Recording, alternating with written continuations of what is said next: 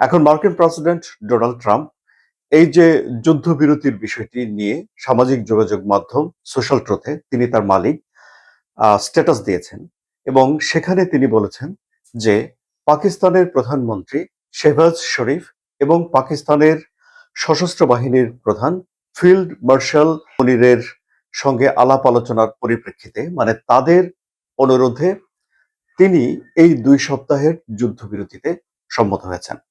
অর্থাৎ Donald Trump ইরানের উপরে বিপর্যয়কর হামলা, কঠোর হামলা এবং আক্রমণ থেকে যুক্তরাষ্ট্রকে বিরত রাখবেন এই আগামী ২ সপ্তাহ।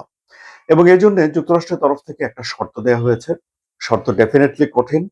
ডোনাল্ড ট্রাম্প বলেছেন যে এ সময়ে হরমুজ প্রণালী দিয়ে জাহাজ চলাচল নিরাপদ থাকতে হবে এবং জাহাজ চলাচলের জন্য হরমুজ প্রণালী খুলে দিতে হবে। তাহলে দেখা যাচ্ছে যে যুদ্ধবিরতির জন্য আর কোনো শর্ত নেই। এই একটা মাত্র শর্ত সামনে নিয়ে এসেছেন ডোনাল্ড ট্রাম্প।